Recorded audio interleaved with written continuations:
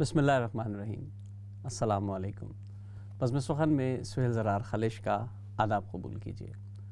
दोस्तों, उम्मीद है कि आप लोगों के मिज़ाज बहुत अच्छे होंगे और आजकल मौसम की जो तब्दीलियां हैं वो मिज़ाजों को बरहम तो ज़रूर करती हैं, लेकिन बहुत अच्छी सी शायरी, बहुत अच्छी सी मौसीक़ी या बहुत अच्छी सी कोई भी कही हुई बात इंसान के दिल को रोशन कर देती है, मुनव्वर कर देती है और आपके क़ल्ब में एक ऐसा जज्बा बेदार करती है कि जहाँ आपको सोच के नए दर खुलते हैं, जहाँ ऐसे ऐसे ज़ाविये आपको नज़र आते हैं कि आप सोचते हैं कि क्यों ना मैं इस समत भी देखूं और दूसरी समत भी जाऊं। इसी बात को लेकर अगर हम आगे बढ़ें और शायरी की बात करें, अदब की बात करें, तो आजकल जिस किस्म का अदब परवान चढ़ रहा है, जो मज़ाहिमती अदब सामने नज़र आ रहा है, और ये जो एक हमेशा से कहा जाता था कि शोरा और अदीब सिर्फ़ शेर कहते हैं, मस्त रहते हैं, कोई उन पर असर नहीं होता, कोई कारनामा अंजाम नहीं देते। तारीख़ में हमने देखा माजी में शोरा ने बहुत कारनामे अंजाम दिए, लेकिन आज का शायर जो है वो शायद बस अपने ज़ोम में है, अपनी तरंग में है, अपने शेर कहने में है, अपने कमालात में लगा हुआ है, अपनी कलाम को चाशनी देने में लगा हुआ है, उसको सराहे जाने में लगा हुआ है। लेकिन हमने देखा कि पिछले लगभग 1.5 महीने से जो कुछ हिंदुस्तान में हो रहा है और दूसरी जगहों पर हमने इसको देखा, वहाँ शोरा निकल कर सामने आए, शोरा का कलाम निकल कर सामने आया। हमने देखा कि हबीब जालिब और फैज़ अहमद फैज़ के कही हुई नज़में जो हैं वो आज वहाँ के कौमी तराने बन गए हैं। वहाँ हम देखेंगे एक ऐसा बच्चा भी गा रहा है, एक ऐसा नौजवान भी पढ़ रहा है जिसकी ज़बान उर्दू नहीं है, जिसकी मादरी ज़बान शायद कोई और है, लेकिन वो जो कहते हैं ना कि इनकलाब की ज़बान एक होती है। जब लोगों का लहू गरमाता है तो बॉडी लैंग्वेज सेम हो जाती है, और वहाँ यही हुआ है। हर शख्स के लबों पर तराना है कि हम देखेंगे, लाजिम है कि हम भी देखेंगे जब तख्त उछाले जाएंगे, और इस तरह के दूसरे तराने पड़े जा रहे हैं। हबीब जालिब की वो नज़्म, ऐसे दस्तूर को सुबह बेनूर को, मैं नहीं मानता, इसकी गूंज आज हिंदुस्तान में चारों तरफ सुनाई दे रही है। तो ये एक अदीब और शायर का ही कारनामा है, एक ऐसा शायर, एक ऐसा अदीब जिसने अपने कहे को अपने दौर में भी निभाया। फैज़ के बारे में हम सब जानते हैं कि मसाइल, परेशानियां, सऊबतें सब झेलीं, लेकिन अपने कहे पे कायम रहे, खड़े रहे, लड़ते रहे, यहाँ तक कि उनको सज़ा दी गई, वो जेल गए, वो पाबाजौला भी रहे, उनको सड़कों पर घसीटा भी गया। यही हमने हबीब जालिब के साथ देखा। जिस वक्त वो अपने अशार पढ़ रहे हैं और उन अशार की गूंज अरबाब इक़्तिदार तक पहुँचती है, ऐवानों में पहुँचती है हुक्मरानों के, तो वो उनको पकड़ते हैं, उन पर जुल्म व सितम भी ढाया जाता है, लेकिन वो अपनी अल्फाज को नहीं बदलते हैं। इसीलिए ऐसे शायर के अल्फाज आज मरने के बाद भी, उनके दुनिया से रुखसत हो जाने के बावजूद भी आज ज़िंदा हैं। न सिर्फ ज़िंदा हैं बल्कि भरपूर तवानाई के साथ वापस आ रहे हैं। हमने उन तमाम महफ़िलों में, आप ख़ुद देखते होंगे, यूट्यूब भरा पड़ा है, वो वीडियो सारी दुनिया देख रही है, जिसमें नौजवान वो तराने पढ़ रहे हैं और लहक रहे हैं और उस पर लोगों का खून गरमा रहे हैं। तो क्या बात है कि आज का जो शायर है वो अपनी ज़िम्मेदारी भी अदा कर रहा है, अपनी जो उस पर एक ज़िम्मेदारी सौंपी गई है इस माशरे ने, इस कलाम ने, इस अल्लाह की तरफ से जो एक उसको वदियत की गई है सलाहियत, क्या वो उसका इस्तेमाल कर रहा है कि नहीं कर रहा है?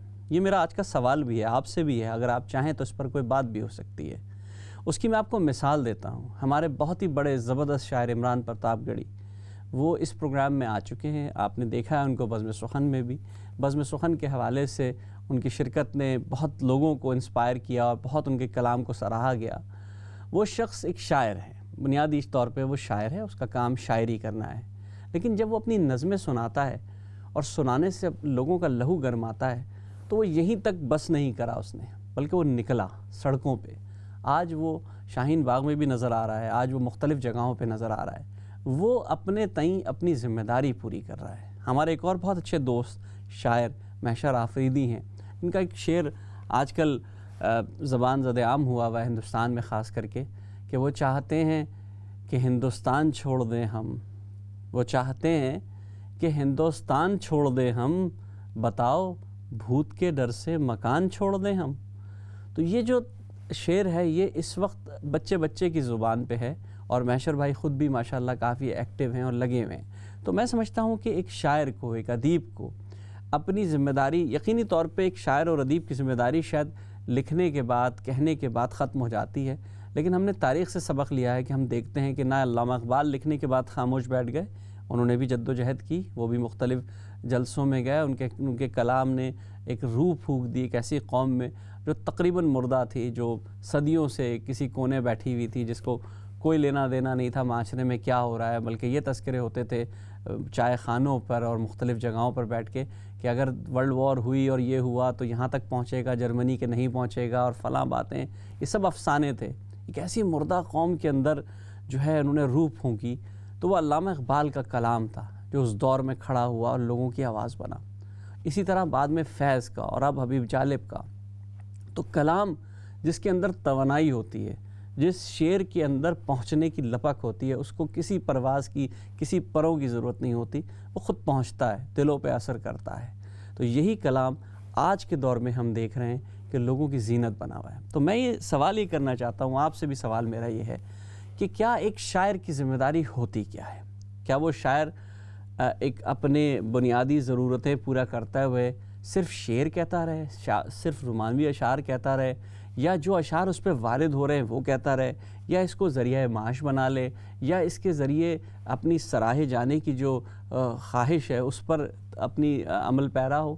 کرے کیا ایک شاعر، اپنا کام کس طرح کرے؟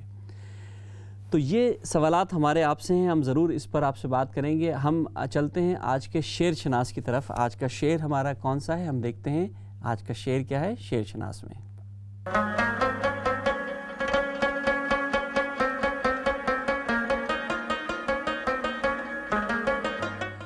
زندگی سے یہی گلہ ہے مجھے، زندگی سے یہی گلہ ہے مجھے، تو بہت دیر سے ملا ہے مجھے، زندگی سے یہی گلہ ہے مجھے، تو بہت دیر سے ملا ہے مجھے۔ یہ خوبصورت شعر آج آپ نے ہماری اسکرین پہ دیکھا۔ ہم آپ سے چاہیں گے کہ اس شعر کے خالق کو، اس شعر کے شاعر کو ضرور پہچانیں۔ آپ میں سے بہت سے لوگ اس شعر کے بارے میں جانتے ہیں، اس شاعر کے بارے میں جانتے ہیں۔ تو زندگی سے یہی گلہ ہے مجھے، تو بہت دیر سے ملا ہے مجھے، اس کے شاعر کو آپ نے پہچاننا ہے۔ ہمارے بہت سے سوالوں کے جواب دینے ہیں۔ آج ہم نے بہت سے سوال ریز کیے، ہمارے درمیان ہمارے مہمان بھی کچھ دیر میں موجود ہوں گے، ان سے بھی بات ہوگی، لیکن سوال وہیں کھڑا ہے، بات وہی ہے، کہنے کی بات وہی ہے کہ ایک شاعر ہم کیا کریں، ایک شاعر اپنی بات کو کس طرح پہنچائے؟ کیا وہ سراہے جانے والا کام کرے یا اپنی بات پہنچا کر خاموش ہو جائے؟ ہماری کال لائنز بھی کھلی ہیں، آپ نمبرز بھی ہمارے آ رہے ہیں، اگر آپ چاہیں تو ہمیں کالز کر سکتے ہیں، ہم سے بات بھی کر سکتے ہیں، ہمارے مہمان سے بھی بات کر سکتے ہیں۔ ہم نے دیکھا کہ احمد فراز کی شاعری ہو یا رومانوی شاعری اور بہت سے لوگوں کی ہو، ہم نے وسیع شاہ کی شاعری پڑھی ہے، آج کے دور کے مقبول ترین شاعر ہیں وسیع شاہ، آج کے دور کے مقبول ترین شاعر ہیں رحمان فارس۔ یہ نوجوان شاعروں کی آواز ہیں، ان کی شاعری میں ہمیں دونوں رنگ نظر آتے ہیں، مزاحمتی شاعری بھی نظر آ رہی ہے، اس کے علاوہ ہمیں رومانوی شاعری بھی نظر آ رہی ہے، کیونکہ رومانوی شاعری جو ہے، عشقیہ شاعری جو ہے، محبت کی شاعری جو ہے، وہ تو شاعر کی پہچان ہوتی ہے، ابتدا تو انسان وہیں سے کرتا ہے۔ شعر کہنے کا جو چسکا پڑتا ہے وہ عشق کے ذریعے ہی پڑتا ہے، عشق کی منازل طے ہوتی جاتی ہیں اور اشعار کی تعداد بڑھتی چلی جاتی ہے، کبھی کبھی اس میں غم آتا ہے، کبھی خوشی آتی ہے، کبھی فراق آتا ہے، کبھی خلوت آتی ہے، کبھی جلوت آتی ہے، یہ سب آتے رہتے ہیں۔ یہ موسم جو ہیں یہ شاعر کی زندگی کا حصہ ہوتے ہیں۔ شاعر اپنے معاشرے سے بھی نہیں کٹتا، وہ معاشرے کے اندر موجود رہتے ہوئے جو کچھ اس پر بیت رہی ہوتی ہے یا جو کچھ زمانے پر بیت رہی ہوتی ہے ان کی وہ پکار بنتا ہے، وہ ان کی الفاظ اپنے جو ہے نا ان کو اپنے اشعار میں ڈھالتا ہے۔ تو میں سمجھتا ہوں کہ شاعری ایک بہت بڑا فریضہ ہے، ایک بہت بڑا کام ہے۔ اگر کوئی شخص، اللہ تعالیٰ نے کسی کو یہ صلاحیت دی ہے کہ وہ شاعر ہے، تو اس کو اپنے اس کام کو ضرور بروئے کار لانا چاہیے، اپنا کام کرنا چاہیے۔ اگر آپ شاعر نہیں بھی ہیں، آپ ادیب ہیں، آپ کو اللہ تعالیٰ نے لکھنے کی صلاحیت دی ہے، تو آپ لکھیے جو کچھ خیال آ رہا ہے۔ دیکھیں، میں ہمیشہ ایک بات کہتا ہوں کہ خیال کو کبھی ضائع مت کیجیے۔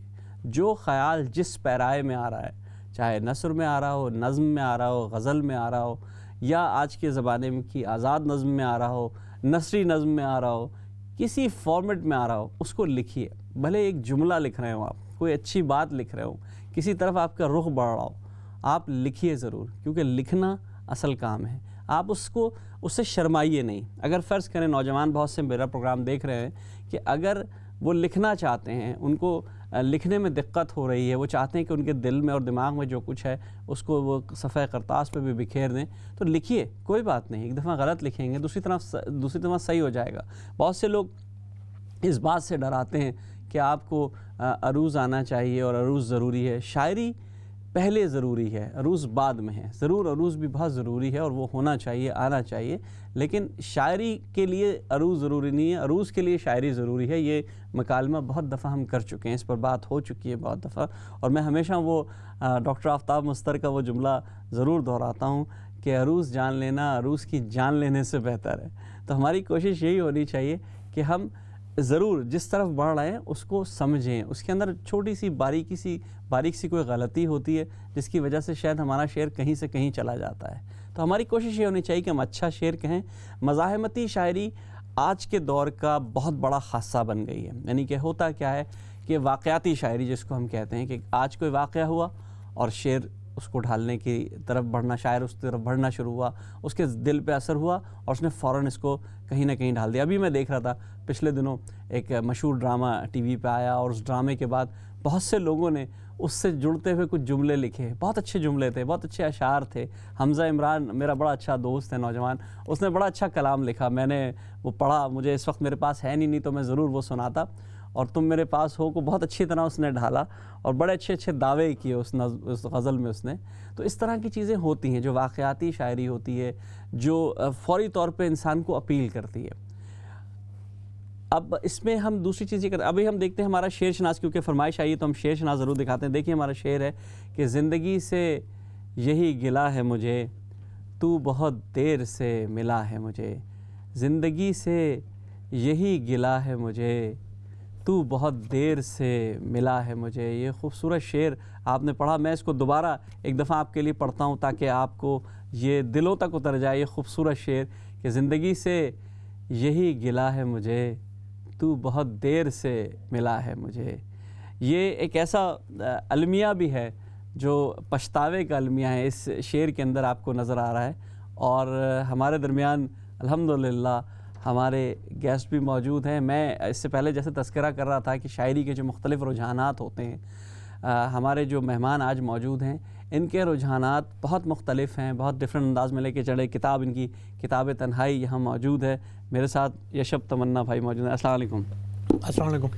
کیسے یشب بھائی؟ ٹھیک ہے, خیریت سے ہیں؟ ٹھیک ٹھاک ہیں, بس اللہ کا شکر ہے. آپ الحمدللہ آگے, ظاہر تھوڑا سا ٹریفک کا مسئلہ تھا. یشب بھائی ہم ڈسکس کر رہے تھے, مختلف حوالوں سے ہم نے بات کی, جو آج کی جو شاعری ہے ہم اس پہ دیکھ رہے تھے کہ ایک دور تھا شاعر شاعری کر رہا ہے, آرام سے سکون سے بیٹھا ہوا ہے, کسی کے دل پہ اچھی گزر رہی, کسی کے دل پہ بری گزر رہی. لیکن اب جو مزاحمتی شاعری نے نیا رنگ لیا ہے اس کی صورت ہمیں آج کے دور کے ہندوستان میں نظر آ رہی ہے. ہم دیکھ رہے ہیں کہ غالب اور فیض اور جالب کی جو نظمیں تھیں وہ ان کا قومی ترانہ بن گئی ہیں, اور وہ ہر بچے کی زبان پہ, ایسے بچے کی زبان پہ بھی جس کی وہ شاید اردو ہندی زبان نہیں ہے پھر بھی وہ پڑھ رہا ہے. صحیح کہہ رہے ہیں. تو میں یہ سوال میرا یہ ہے کہ جو اب یہ جو معیار بدل رہے ہیں شاعری کے, یہ واقعی شاعر کا یہ جو کام بڑھ رہا ہے, اب شاعر کا کام بڑھ رہا ہے میری سمجھ سے, تو شاعر کا کام کیا واقعی یہ ہے کہ وہ صرف شعر کہے اور خاموش ہو کے بیٹھ جائے, یا عملی طور پر اس کو جد و جہد بھی کرنی چاہیے؟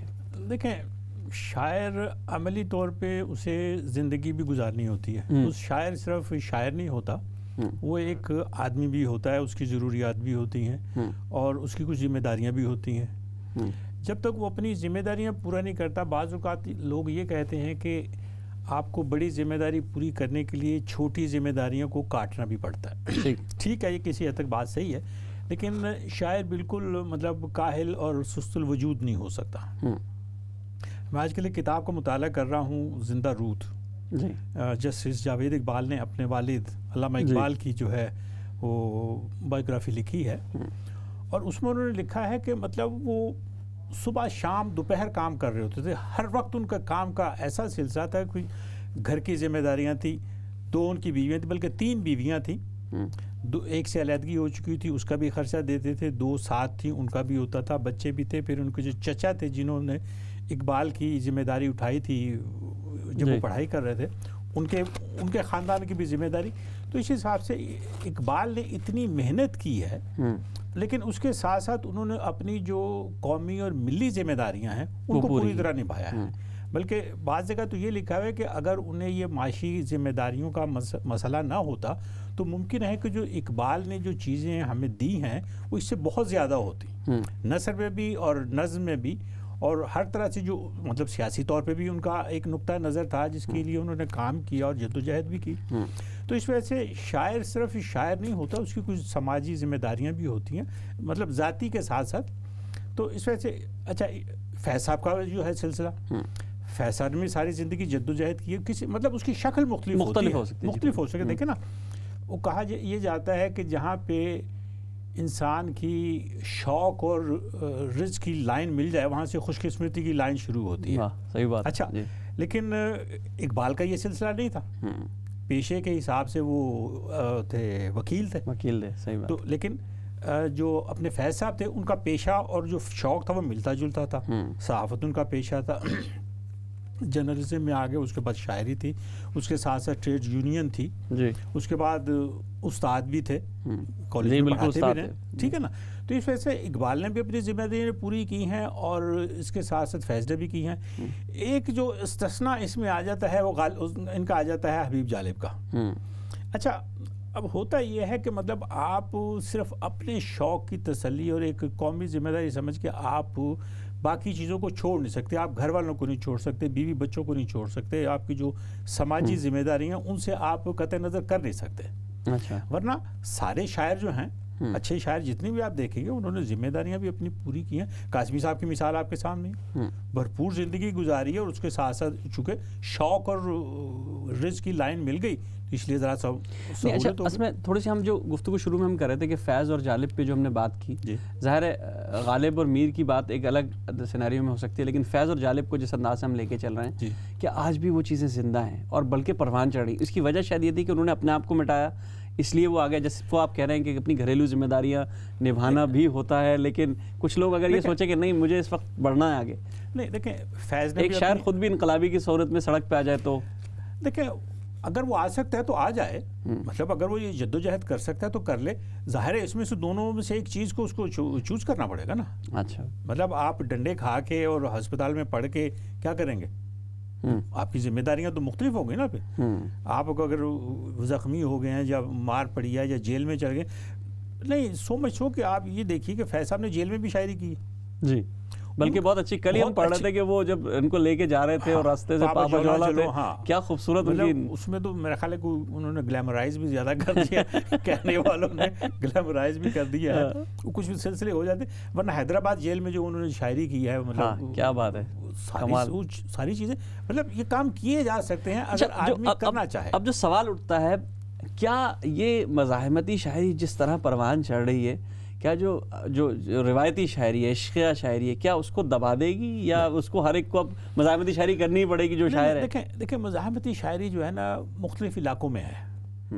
اب فلسطین میں ہے، ٹھیک ہے، وجوہات ہیں وہاں کی، بالکل وجوہات ہیں. اچھا ایک زمانے میں چلی میں تھی، ایک زمانے میں ترکی میں تھا یہ سلسلہ جی، مڈل ایسٹ میں کافی چلتا رہا. اس کے بعد ہمارے یہاں کشمیر میں ہے سلسلہ، بالکل ہندوستان میں اب بہت زیادہ مطلب ہے. اچھا مزاحمت کی ضروری نہیں کہ آپ مطلب اسی طرح سے نعرے والی شاعری کریں، اس کی مختلف شکلیں ہوتی ہیں. مطلب آپ اس کو خوبصورت انداز سے بھی پیش کر سکتے ہیں. غالب اور میر نے جو مزاحمتی شاعری انہوں نے بھی اپنے زمانے میں جی بالکل کی، ٹھیک ہے، لیکن ان کے مسائل مختلف تھے، ان کا طریقہ اظہار مختلف تھا اور انہوں نے بھی اپنے جو بات کہنی تھی. اسی لیے تو ہم کہتے ہیں کہ آپ میر اور غالب کی شاعری اگر دیکھ لیں تو آپ کو اس زمانے کے سیاسی حالات کا پتہ چل جاتا ہے. بالکل. اس کا مطلب یہ ہے کہ ان کے مزاحمتی شاعری کا انداز مختلف تھا. ان کے بھی ہاں جبر ہوتا تھا، ہجرتیں وہ بھی کرتے تھے، مالی مسائل بھی ہوتے تھے، دنیا داری کے بھی مسائل ہوتے تھے. اور غالب کی وہ مشہور غزل ہے کہ جن کے بارے میں کہا کہ اس وقت دلی میں گھٹنوں خون تھا جس زمانے میں انہوں نے غزل کہی ہے. تو مطلب یہ مزاحمتی شاعری کی یہی بالکل اس دور کی انہوں نے اپنی جو بات تھی وہ کہی اور وہ لے کر آئے. بالکل. اچھا ہم تھوڑا سا اس طرف آتے ہیں، آج کے دور پہ آتے ہیں کہ ہم دیکھتے ہیں کہ یشب تمنا بہرحال خاندانی طور پہ یہ دیکھا جائے والد صاحب بھی شاعر اور فیملی میں کافی لوگ شاعر، تو شاعر بننا ضروری ہو گیا تھا؟ جیسے ہوتا ہے نا ڈاکٹر کا بیٹا ڈاکٹر، تو میں نے کہا چلو بھائی ایک سوال ہے میرا کہ بھائی شاعر ہوں تو میں بھی شاعر بنوں، والد صاحب کو فالو کر رہا ہوں، بھائی کو، چاچا کو، فیملی کو. اگر ایسی بات ہوتی تو جوش ملا آبادی کے بیٹے جو تھے وہ میرا خیال موٹر مکینک نہ بنتے. جی بالکل ٹھیک ہے. اگر ایسی کوئی بات ہوتی تو جسٹس جاوید اقبال جو ہے وہ شاعر بنتے. حالانکہ انہوں نے کسی زمانے میں افسانے لکھے ہیں، موسیقی اور پینٹنگ وغیرہ کی ہے، لیکن شاعر باقاعدہ نہیں بن سکے. اچھا، یہ کوئی ضروری نہیں ہوتا، یہ اللہ تعالیٰ نے. اور پھر ہمارے ہاں یہ سمجھ لیا جاتا ہے کہ مطلب اگر جیسے اکاؤنٹنٹ ہے یا ڈاکٹر ہے، ان کی پریکٹس ہے، تو ان کو تو انہیرنٹ کرنے کے لیے کوئی بندہ چاہیے نا، کوئی بیٹا ہو جو سجی سجائے اس کو پریکٹس مل جائے، بیٹا ہو، بیٹی ہو، ڈاکٹر ہو یا اکاؤنٹنٹ ہو، ان کو ایک سرجری مل جائے یا مطلب اکاؤنٹنسی کی فرم مل جائے تو ان کے بچوں کی سہولت ہو جائے گی. شاعری میں ایسا ہوتا نہیں ہے. شاعری میں یہ ہوتا ہے کہ جب تک اللہ تعالیٰ نے آپ کو ودیت نہ کی ہو اور جب تک اللہ تعالیٰ نے آپ کو وہ صلاحیت نہ دی ہو، آپ شاعر نہیں بن سکتے. آپ تک بندی تو کر سکتے ہیں، صحیح، شاعر نہیں بن سکتے. مطلب یعنی کہ ایک ماننے کی بات یہ ہے، جیسے آپ کی بات سے میں نتیجہ اخذ کروں کہ باقی سب تو پیشے ہو سکتے ہیں لیکن شاعری پیشہ نہیں، کیونکہ پیشہ تو انسان سکھا دیتا ہے. ڈاکٹر ہوں، چلو میں بھی ڈاکٹر بنا دوں گا، انجینئر ہوں، انجینئر بنا دوں گا بیٹے کو، لیکن شاعر نہیں بنا سکتا میں اپنے بیٹے کو. میں وہی تو کہہ رہا ہوں نا کہ مطلب اگر یہ بات ہو سکتی تو جوش کے مطلب جو گھر کے خانوادے میں لوگ ہو سکتے تھے. جی، اقبال کے خانوادے میں آگے پیچھے اور کوئی شاعر نہیں ہے، نہ بڑوں میں نہ چھوٹوں. ہاں نہیں ہے وہاں کچھ، اب تک نہیں، اس نسل میں بھی کچھ لوگ سیاست میں ہیں لیکن اس میں نہیں ہے. اگلی میں بھی نظر نہیں آتا ہے کہ کوئی ایسا سلسلہ ہوگا. ایون غالب کے ان میں بچوں میں کوئی وہاں نہیں ہے. اول تو خیر ان کا بیٹا بچہ کوئی نہیں تھا. تو لیکن یہ کہنا کہ جی اب چونکہ میرے والد شاعر تھے تو مجھے ہونا پڑے گا، میرے والد افسانہ نگار تھے تو مجھے ہونا پڑے. ایون پینٹنگ میں بھی بہت کم ہوتا ہے. گل جی کا بیٹا آ گیا ہے، ورنہ جمیل نقش کے یا دوسرے جو نہیں آئے، چغتائی وغیرہ کے جی نہیں آ سکے. بالکل ایسا ہی کہہ رہے ہیں. یہ تو اللہ تعالیٰ کی ودیت ہے، اگر وہ ہو گئی تو ہو گئی، ہو بھی سکتی ہے لیکن ضروری نہیں ہے. جی اچھا، کیونکہ مجھے بریک پہ جانا ہے، 1 منٹ ہے. بریک پہ جانے سے پہلے ایک سوال میں پوچھوں گا. جو ہم آج کل جو غزلوں میں رجحان دیکھ رہے ہیں، جو نئی چیزیں آ رہی ہیں، نئے لوگ اسالیب استعمال کر رہے ہیں، مانا کہ وہ رموز سے تو واقف ہیں، ظاہر ہے عروض سے بھی واقف ہیں اور دوسری چیزوں سے بھی، تو آپ اس کے حق میں ہیں کہ نئے الفاظ استعمال ہونے چاہیے؟ دیکھیں، آپ کو اپنی ڈکشنری کبھی بھی بند کر کے نہیں رکھنی چاہیے، اس کو کھلا رکھنا چاہیے. صحیح. اس میں جتنے نئے الفاظ آئیں گے آپ کی زبان اتنی بڑی ہوگی. مطلب یہاں آکسفورڈ کی ڈکشنری میں اب گرو کا لفظ بھی مل جاتا ہے، جی جی، اور تکا مسالہ بھی مل جاتا ہے. بالکل ٹھیک ہے نا. بالکل. تو اس کا مطلب یہ ہے کہ اگر آپ نے زبان کو زندہ رکھنا ہے اور اس کو بڑھاوا دینا ہے تو اس میں الفاظ داخل کرنے پڑیں گے. صحیح. اگر نہیں کریں گے تو وہ لمیٹڈ، محدود ہو جائیں گے. نہ صرف محدود ہو جائیں گے، وقت کے ساتھ ساتھ کم ہوتے جائیں گے کیونکہ کم استعمال ہوں گے، متروک ہوتے جائیں گے. صحیح. تو ان کی جو تعداد ہے آپ کی ڈکشنری چھوٹی سے چھوٹی ہوتی جائے گی. بہتر یہ ہے کہ آپ دل کو، دماغ اور ڈکشنری کو کھلا رکھیں. صحیح. اس میں جتنے بھی آپ کے مطلب ہمارے ہاں اردو میں پنجابی کے، سندھی کے، بلوچی کے، پشتو کے الفاظ آنے چاہیے. کشمیری کے ہیں، بہت سے ہیں. مطلب ہم نے ترکی، عربی، اس میں اردو میں جب ترکی کا لفظ ہو سکتا ہے. جی بالکل بالکل، بہت اچھی بات آپ نے کہی، اور یہ سارے الفاظ ہم ضرور اس میں آنے چاہیے. شاعری میں نئے لوگوں کے لیے بالکل اس میں اضافہ ہے. ہمیں ایک چھوٹے سے بریک پہ جانا ہے. بریک کے ساتھ بعد آپ سے بات ہوتی رہے گی. دوستوں، گفتگو کا سلسلہ جاری ہے. شاعری کے جو رجحانات ہوتے ہیں ان پہ بھی یشب بھائی سے بات کریں گے. ایک چھوٹے سے بریک پہ جا رہے ہیں. بریک کے بعد آپ سے پھر ملاقات ہوگی. السلام علیکم ورحمۃ اللہ وبرکاتہ.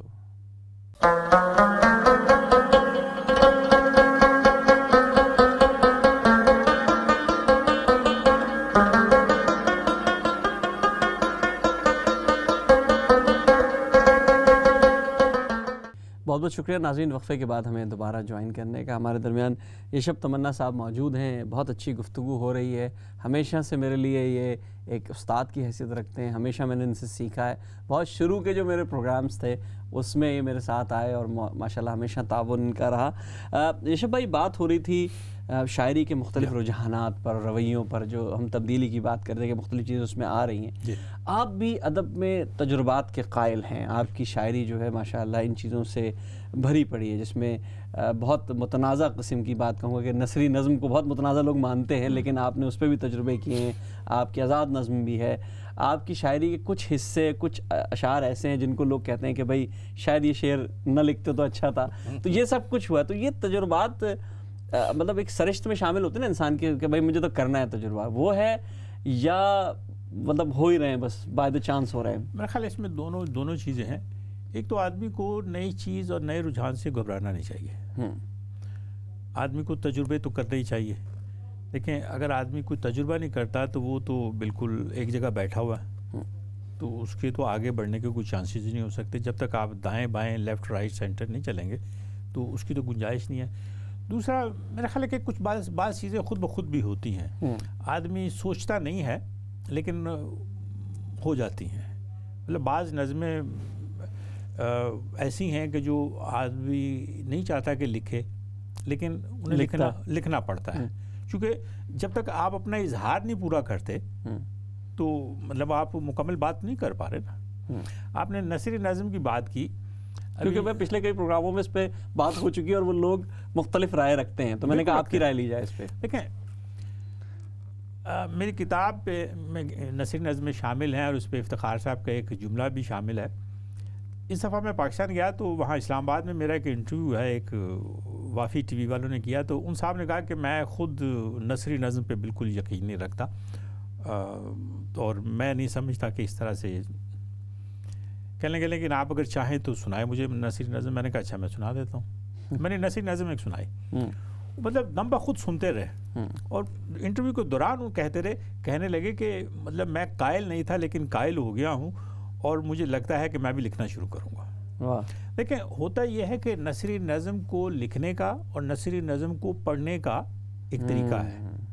یہ بات آپ نے بہت اچھی کہی. آپ جب تک اس کے مطابق نہیں چلیں گے نا تب تک بات نہیں بنے گی. کہاں رکنا ہے، کہاں ٹھہرنا ہے، کہاں چلنا ہے، کہاں پاز دینا ہے، کہاں فل اسٹاپ کاما، یہ ساری چیزیں آپ کو پڑھتے ہوئے اس کا اندازہ کریں گے تو پڑھنے والوں کو پتہ چلے گا کہ یہ نثری نظم ہے.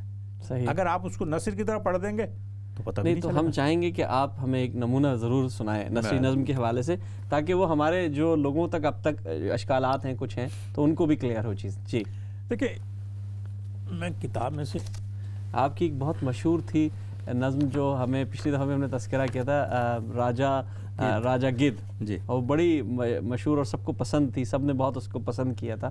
بڑی منفرد انداز کی وہ نظم ہے. دوستوں جب نثری نظم کی بات آتی ہے تو میرے ذہن میں صرف یشب تمنا کا ہی خیال آتا ہے، کیونکہ میں نے ان کی نثری نظم واقعی جس طرح کہہ رہے ہیں کہ ڈوب کے سنی تھی اور ڈوب کے انہوں نے پڑھی تھی، تو اسی طرح سنی جاتی ہے اور وہ اس کے ایک ڈھنگ ہوتا ہے. وہ ڈھنگ ہم دیکھتے ہیں یشب بھائی کی شاعری میں. جی یشب بھائی اب کون سی سنیں گے؟ ایک دوسری نظم سنا دیجیے. بادشاہ ننگا ہے. جی وہ سنا دیجیے. بادشاہ ننگا. ہاتھی، معاف کیجیے گا، بادشاہ ننگا ہے نظم کا نام. بادشاہ ہاتھی کے پاؤں کے نیچے اچانک نہیں آیا تھا، مگر درباریوں نے فیصلہ کیا کہ کل جو شخص سب سے پہلے شہر میں داخل ہوگا بادشاہت اسے سونپتی جائے گی. اگلے دن ہاتھی نے چپکے سے ایک بونے کو شہر کے صدر دروازے پر اپنی پیٹھ سے اتارا اور بظاہر غائب ہو گیا. بونا شہر میں داخل ہوا تو اہل دربار نے اسے ہاتھوں ہاتھ لیا اور اپنے فیصلے سے آگاہ کیا. بونے نے حیرت سے سر اٹھا کر انہیں دیکھا تو اس کی ٹوپی زمین پر گر گئی. یہ دیکھ کر مصاحبین بے ساختہ ہنس دیے.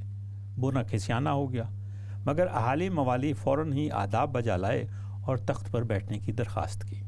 بونے نے کہا کہ وہ صرف اس شرط پر حکمران بنے گا کہ سب لوگ اس کے ہم قد ہو جائیں. مصلحت کی دلدل میں پھنسے، مفادات کی ڈور میں بندھے ان عاقبت نااندیشوں نے بونے کی یہ بات مان لی.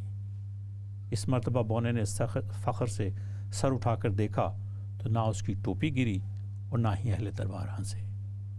واہ کیا بات ہے، زبردست. مطلب اس کو پڑھنے لکھنے کے ساتھ ساتھ اس کو پڑھ کے بتائیں گے نا جب تو تب تک لوگوں کو اس کا مفہوم کا نہیں پتا. میں اگر اس کو سیدھا نثر کی طرح پڑھنا شروع کر دوں تو نہ اس کا کوئی تاثر بنے گا اور نہ ہی یہ نظم بنے گی. مطلب نثری نظم پڑھنے کا بھی ایک ڈھنگ ہے. بالکل. وہ ڈھنگ اگر نہیں ہے تو پھر آپ کو مزہ نہیں آئے گا اس میں. ایک بات اور ذہن میں رکھیے کہ نثری نظم میں بھی کسی حد تک میٹر ہوتا ہے, ایک بہر ہوتی ہے. بالکل, کسی حد تک جیسے مطلب پابند نظم میں نہیں ہوتی, کم ہوتی ہے, یا غزل میں باقاعدہ ہے, اسی طرح سے اس میں بھی کم تر ہے, کم ہے, لیکن اس میں وزن کا تھوڑا سا سلسلہ ہوتا ہے. لیکن میں پوچھنا چاہوں گا کہ اگر فرض کریں میں اس کو پڑھ رہا ہوں اپنے ڈھنگ سے, مطلب میں شاید اس کو انداز سے نہیں پڑھ پا رہا جیسے آپ پڑھ رہے ہیں, تو میں اس کو مختصر کہانی کہہ سکتا ہوں, شارٹ سٹوری کہہ سکتا ہوں, نثر کی اس پارے پہ جوڑ سکتا ہوں؟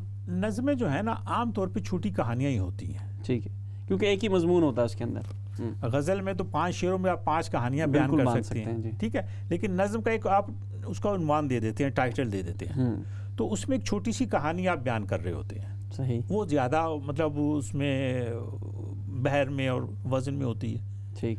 یہ جو نثری نظم ہے یہ کم وزن میں ہوتی ہے, لیکن اس میں بھی وزن ہوتا ہے.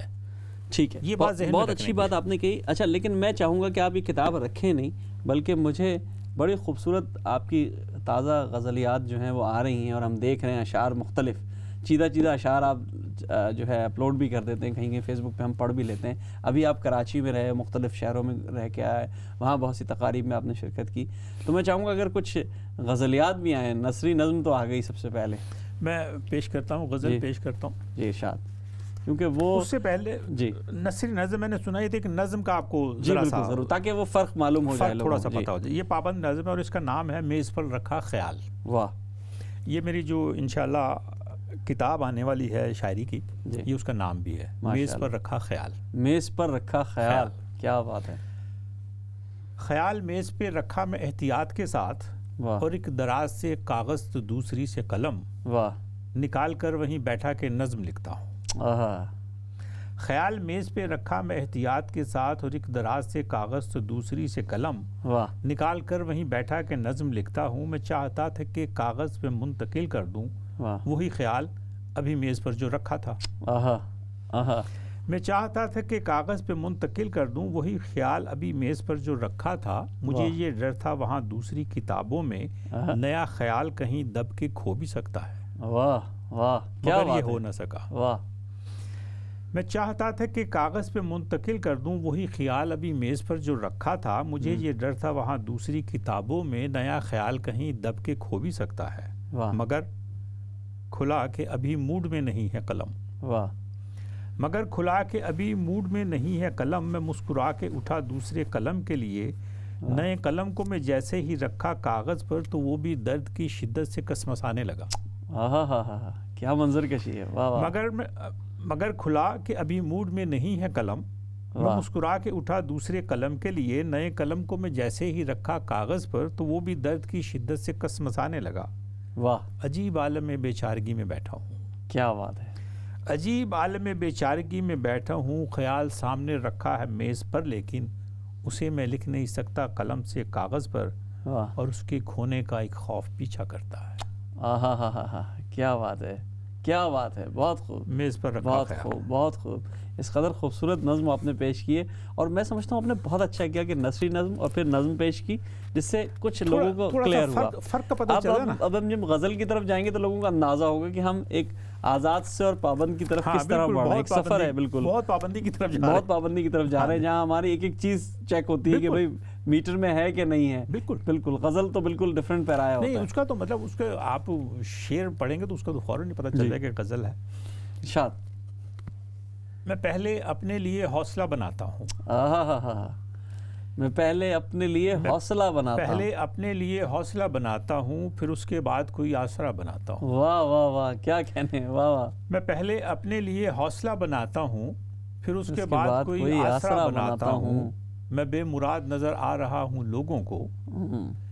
میں بے مراد نظر آ رہا ہوں لوگوں کو. میں دوسروں کے لیے راستہ بناتا ہوں. واہ واہ, کیا کہنے. میں بے مراد نظر آ رہا ہوں لوگوں کو. میں دوسروں کے لیے راستہ بناتا ہوں. میں مانتا بھی نہیں کوئی کارساز بھی ہے. واہ. میں مانتا بھی نہیں کوئی کارساز بھی ہے, مگر زمین پہ بہت سے خدا بناتا ہوں. کیا بات ہے. میں مانتا بھی نہیں کوئی کارساز بھی ہے, مگر زمین پہ بہت سے خدا بناتا ہوں. اور شعر سنیے کہ زبانیں بھر کے اندھیروں سے جنگ ہوتی ہے. واہ. زمانے بھر کے اندھیروں سے جنگ ہوتی ہے، میں روشنی کے لیے جب دیا بناتا ہوں۔ ہاں کیا بات ہے، کیا بات ہے۔ زمانے بھر کے اندھیروں سے جنگ ہوتی ہے، میں روشنی کے لیے جب دیا بناتا ہوں۔ اور شعر ہے کہ یہ شہر عشق میرے واسطے نیا ہے میاں، واہ، یہ شہر عشق میرے واسطے نیا ہے میاں، اب آیا ہوں تو کوئی سلسلہ بناتا ہوں۔ واہ واہ واہ، کیا کہتے، پھر پڑھیے گا۔ یہ شہر عشق میرے واسطے نیا ہے میاں، یہ شہر عشق میرے واسطے نیا ہے میاں، اب آیا ہوں تو کوئی سلسلہ بناتا ہوں۔ یہ شب بھلا کے سبھی داغ اپنے چہرے کے، واہ، یہ شب بھلا کے سبھی داغ اپنے چہرے کے، میں دوسروں کے لیے آئینہ بناتا ہوں۔ کیا بات ہے، واہ واہ واہ، میں دوسروں کے لیے آئینہ بناتا ہوں۔ واہ، میں بے مراد نظر آ رہا ہوں لوگوں کو، میں دوسروں کے لیے راستہ بناتا ہوں۔ کیا بات ہے، بہت خوب، زبردست، ماشاءاللہ، اتنی خوبصورت آپ نے غزل پیش کی۔ یش بھائی، ہم دیکھتے ہیں کہ آپ لگ بھگ کوئی 3 دہائیوں سے برطانیہ میں مقیم ہیں اور یہاں کام ہو رہا ہے، آپ دیکھ رہے ہیں، آپ کے سامنے بہت سے لوگ آئے گئے اور مختلف آپ نے ادبی جو حوالوں سے لوگوں کو دیکھا، یہاں جانچا پرکھا، ساتھ میں گزارا آپ نے، لیکن ایک بہت مستحکم اور قوی ساتھ ساقی فاروقی کا رہا۔ تو وہ پچھلے دنوں جب ان کی جب وصال ہوا تو اس پر ہم نے گفتگو بھی کی تھی، ہم بیٹھ کے بات بھی کی تھی، ہم نے بہت سی چیزیں تشنا رہ گئی تھیں، اس وقت بات بھی نہیں ہو پائی تھی، آپ ظاہر ہے اس وقت ایک اس کے اندر تھے، آپ ایک غم میں تھے۔ کتنا اثر ڈالا ہے یشب تمنا پہ ساقی فاروقی نے؟ ساقی صاحب کی جو سب سے زیادہ بڑی بات میں سمجھتا ہوں، وہ مکالمے کے آدمی تھے۔ ان کے ساتھ آپ جب اچھا آپ کو بھی اندازہ ہوگا، یہ بات میں ابھی پچھلے پاکستان میں بھی تھا تو وہاں بھی یہ بات ہوئی کہ بعض لوگ اپنی آواز کو بہت پسند کرتے ہیں، بالکل، لیکن ساقی صاحب جو تھے نا، وہ مکالمے کے آدمی تھے۔ اچھا، بات چیت کرتے تھے، یہ نہیں ہے کہ بیٹھے ہوئے اور سامنے دوسرا آدمی چپ کر کے ہاتھ باندھے تقریر کرے جا رہے ہیں، دوسرا سن رہا نہیں، بات کرتے تھے۔ یہ میرے ذہن میں اس حوالے سے ان کی بہت عزت ہے۔ اچھا، اس کے ساتھ ساتھ ایک چیز اور بھی تھی کہ کسی بھی چیز سے، کسی بھی شخص سے اکتساب آپ نے خود کرنا ہے۔ آپ میں کتنی جستجو ہے۔ بعض اوقات یہ ہوتا ہے کہ نہ دینے والوں کو پتہ ہوتا ہے کہ کیسے دینا ہے، یا لینے والے کو پتہ ہوتا ہے کہ کیسے لینا ہے، لیکن یہ ایک چیز طے ہو جاتی ہے کہ ہم ان کی صحبت میں بیٹھ کے ان سے لفظ سیکھتے تھے، نشست و برخاست سیکھتے تھے، گفتگو، جیسے میں نے بتایا کہ گفتگو کرتے تھے۔ دیکھیں نا، آپ بیٹھ کے کسی سے گفتگو کریں گے تو پھر آپ کو ڈھنگ اور طریقہ تو تبھی آئے گا نا، اس کے بغیر تو نہیں آ سکتا نا۔ اگر آپ کہیں صرف مؤدب ہو کے بیٹھے ہوئے ہیں تو پھر آپ کو وہ بات تو نہیں کر سکتے نا۔ اچھا شعر کی پہچان ان سے سیکھی۔ اس کے ساتھ ساتھ نظم کے حوالے سے خاص طور پہ انہوں نے جو بعض چیزیں بنیادی طور پہ ہم سب کو وہ کہتے تھے، مطلب زائد لفظ نہیں ہونا چاہیے غزل میں بھی اور نظم میں بھی، اور نظم کو کمپیکٹ ہونا چاہیے۔ مطلب اس کا تاثر یہ ہوتا ہے نا کہ آپ کسی نتیجے پہ اس کو پہنچائیں، تو اس لیے ظاہر اس میں تو ایک ابتدا ہوگی، کلائمیکس ہوگا اور پھر اس کے بعد اس کو کوئی ختم کرنا ہے، آپ کو ختم کیسے کرنا ہے، اصل کمال یہ ہے، شروع کیسے کرنا ہے، بیچ سے آدمی نکل جاتا ہے، اور ختم کیسے کرنا ہے۔ یہ ایسی چیزیں تھیں کہ جو مطلب انہوں نے کوئی باقاعدہ کوئی ڈرائنگ سے یا بورڈ بلیک بورڈ پہ نہیں بتائیں، لیکن ہوتا یہ کہ آپ ان کی شاعری پڑھ کے، ان کی گفتگو سن کے، اور ان کے جو دوسروں کے بارے میں ان کے تبصرے تھے یا جو ان کے تجزیے تھے شاعری کے، اس سے آپ اندازہ کر سکتے تھے۔ میں ذاتی طور پہ اس چیز کا واقف ہوں کہ ایک صاحب بہت بڑے شاعر تھے، مرحوم ہو گئے، پاکستان سے آئے ہوئے تو کہنے لگے کہ مجھے ساقی صاحب سے ملنا ہے۔ ہم نے کہا چلیں، ساقی صاحب سے ٹائم طے کیا کہ ساقی صاحب نے کہا کہ کچھ سنائیں۔ ساقی صاحب کی عمر کے یا مطلب 1-8 سال آگے پیچھے ہو گئے، ان صاحب نے ایک نظم اپنی سنائی، خاصی لمبی نظم ہو گئی۔ ساقی صاحب اٹھے، انہوں نے کہا کہ آپ اگر برا نہ منائیں تو یہ لائنیں کاٹ دیں اور پھر نظم سنائیں مجھے۔ اچھا، ان صاحب نے ایسے ہی کیا۔ مطلب ظاہر ہے ایک عمر ہوتی ہے، گھبرائے تو وہ صحیح، پھر میری موجودگی میں جونیئر ان سے ایک امبیرسمنٹ بھی ہوتی ہے۔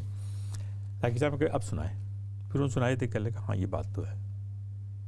اچھا، یعنی اتنی پرکھ اور پہچان کی بات ہے نا، یہ ساقی صاحب کی جو خوبیاں ہیں نا وہ اس طرح سے ہے کہ ان کی جو ایک ہوتا ہے آدمی سخن فہم، ایک ہوتا ہے سخن شناس، سخن شناس بالکل، ایک ہوتا ہے سخنور۔ سخنور ساقی صاحب سخن شناس بھی تھے، سخن فہم بھی تھے اور سخنور بھی تھے، واہ، تینوں چیزیں تھیں۔ جی بعض لوگ ان کی بعض جو تبصرے ہیں بعض لوگوں کی کتابوں پہ یا شاعری پہ اس کو برا منا جاتے ہیں، لیکن یہ نہیں دیکھتے کہ مطلب انہوں نے جو بات کی ہے وہ غلط ہے، کوئی اس بات کا جواب دے سکتا ہے۔ مطلب فیض صاحب کے حوالے سے جو نظم پر ان کا تبصرہ ہے اور وہ سب کی موجودگی میں ہوا تھا، اور آپ دیکھ لیجئے کہ آپ خود مطلب کوئی بھی اہل نظر اس نظم کو نکال لے اور جہاں انہوں نے سٹاپ کی ہے وہاں ختم کر کے نظم پڑھے تو ذرا اس کا مزہ الگ اس کا لے لے۔ اچھا آگے کیا ہے وہ ساری وہ کمیونزم کی وہ ساری جو ترقی پسندی کا جو ہے ظاہر بات کہیں نکل گئی، وہ جو بات تھی جو نظم ہے وہ وہیں ختم ہو جاتی ہے۔ اچھا اور پھر حالانکہ وہ فیض صاحب کی اس میں موجود ہے ان کی کتابوں میں، اور یہ نظم جب سنا رہے تھے تو میرا خیال شاید فارغ بخاری صاحب نے یا شہرت بخاری صاحب دونوں میں سے کسی نے، اچھا جب سنا رہے تھے ساقی اپنے فیض صاحب تو ساقی صاحب نے ٹوکا، انہوں نے کہا کہ اچھا بھائی اب ساقی نے کہہ دیا تو پھر لوگوں نے کہا، ساقی صاحب سے کہا کہ تم نے یہ بدتمیزی کی ہے، اب تم ان سے کہو کہ نظم دوبارہ سے سنائے۔ ساقی صاحب نے کہا کہ نہیں میں نے تو ایسے نہیں اب نظم تو ہم نے تو کہہ دی، جو تم نے کہا ہے تو وہ ٹھیک ہے۔ مطلب نظم وہی ہے جتنی انہوں نے، نہیں یہ بات آپ نے بالکل صحیح کہی اور یہی ہوتا ہے۔ اور ابھی آپ نے تذکرہ کیا سخن فہم، سخن شناس اور سخنور کا، تو ہمارا بھی ایک سلسلہ ہوتا ہے سخنور کا، تو آئیے دیکھتے ہیں کہ آج کے ہمارے سخنور کون ہیں۔ سخنور کی طرف چلتے ہیں دوستوں اور دیکھتے ہیں آج کا سخنور۔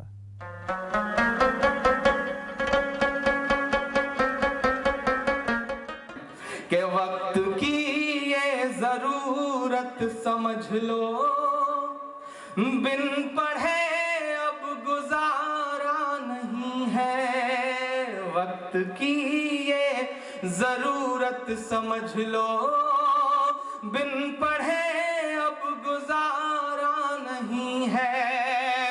وقت کی یہ ضرورت سمجھ لو، بن پڑھے اب گزارا نہیں ہے۔ نہ کوئی رہنما نہ حکومت، کوئی بھی اب تمہارا نہیں ہے۔ نہ کوئی رہنما نہ حکومت۔ اور ایک شعر پڑھتا ہوں، یہاں سے لے کر کے وہاں تک تمام علماء دین یہاں پہ بیٹھے ہیں، تمام بزرگ بیٹھے ہیں، دانشور لوگ بیٹھے ہیں۔ پہلے مصرے سے آپ بتا دیجئے گا کہ آپ وہاں تک پہنچ گئے کہ ابتدا لفظ اقرا سے یارو، جس کے قرآن کی ہو رہی ہو۔ ابتدا لفظ اقرا سے یارو، جس کے قرآن کی ہو رہی ہو۔ ابتدا لفظ اقرا سے یارو، جس کے قرآن کی ہو رہی ہو۔ قوم ایسی بھی رہ جائے جاہل، یہ خدا کو گوارا نہیں ہے۔ قوم ایسی بھی رہ جائے جاہل، یہ خدا کو گوارا نہیں ہے۔ وقت کی یہ ضرورت سمجھ لو، بن پڑھے اب گزارا نہیں ہے۔ ناظرین آپ نے دیکھا آج کا سخنور عمران پرتاپ گڑھی صاحب اپنی نظم سنا رہے تھے۔ ہم آپ کے لیے خوشخبری بھی لائے ہیں، اور خوشخبری یہ ہے کہ انشاءاللہ 14 مارچ سے 21 مارچ کے دوران عمران پرتاپ گڑھی، رحمان فارس، وسیع شاہ اور عاطف توقیر بزم سخن کی دعوت میں UK کا دورہ کر رہے ہیں۔ یہ اس کا جو ہے لیفلیٹ ہے۔ انشاءاللہ اس مشاعرے کے اہتمام ہم نے کیا ہے، اس میں اسلام چینل بھی ہمارے ساتھ شامل ہے، اور آپ ضرور 14 مارچ کو لندن میں اور 21 مارچ کو بریڈفورڈ میں ضرور شرکت فرمائیے گا۔ جی یشب بھائی، آپ سے بات ہو رہی تھی مختلف چیزوں پہ، نظم پہ بھی بات کی ہم نے، کلام پہ وقت کی کیونکہ قلت ہے ہمارے پاس، تو میں چاہوں گا کہ اگر کچھ مختصر آپ کا کلام بھی سنتے رہے اور کوئی بات کا سلسلہ بھی چلتا رہے گا۔ گفتگو تو ہمارے پاس بہت تھی کرنے کو، لیکن وقت کی قلت ہے، تو میں چاہوں گا کلام اگر ہم سن لیں تو زیادہ بہتر ہے۔ ایک غزل ہے، کچھ زیادہ پرانی نہیں ہے۔ شاد روتا ہوا وہ بام مجھے یاد ہے ابھی، واہ واہ روتا ہوا وہ بام مجھے یاد ہے ابھی، واہ، دل میں بکھرتی شام مجھے یاد ہے ابھی، واہ، دل میں بکھرتی شام مجھے یاد ہے ابھی، پھر کیسے ہو گیا وہ پھر کیسے ہو گیا وہی شخص اتنا خاص، واہ، پھر کیسے ہو گیا ہے وہی شخص اتنا خاص، سمجھے تھے جس کو عام مجھے یاد ہے ابھی، کیا بات ہے، پھر کیسے ہو گیا ہے وہی شخص اتنا خاص، سمجھے تھے جس کو عام مجھے یاد ہے ابھی، ہم اور ساتھ ساتھ کبھی اس طرح ملیں، واہ، جیسے خیال خام مجھے یاد ہے ابھی۔ اور شعر سنیے کہ وہ گفتگو نگاہوں میں یاد ہے، واہ، وہ گفتگو نگاہوں میں یاد ہے، سرگوشی میں سلام مجھے یاد ہے ابھی، واہ، وہ گفتگو نگاہوں میں یاد ہے، واہ، سرگوشی میں سلام مجھے یاد ہے ابھی، کیا کہنے، کیسے سنبھل کے بڑا دیکھ بھال کر، واہ، ہم تم تھے ہم کلام مجھے یاد ہے ابھی، واہ، ہم تم تھے ہم کلام مجھے یاد ہے ابھی، کیا دن تھے خواہشوں کی بڑی ریل پیل تھی، کیا دن تھے خواہشوں کی بڑی ریل پیل تھی، واہ، جذبوں کا ازدحام مجھے یاد ہے ابھی، شعر ہے کہ پوچھا کہ میرے دل میں اقامت ہے کب تلک، واہ، پوچھا کہ میرے دل میں اقامت ہے کب تلک، اس نے کہا مدام مجھے یاد ہے ابھی، اس نے کہا مدام مجھے یاد ہے ابھی، واہ، پوچھا کہ زندگی میں میرا ہم سفر ہے کون، واہ، شعر سنیے گا، واہ، پوچھا کہ زندگی میں میرا ہم سفر ہے کون، میں نے کہا غلام مجھے یاد ہے ابھی، کیا بات ہے، کیا بات ہے، پوچھا کہ زندگی میں میرا ہم سفر ہے کون، میں نے کہا غلام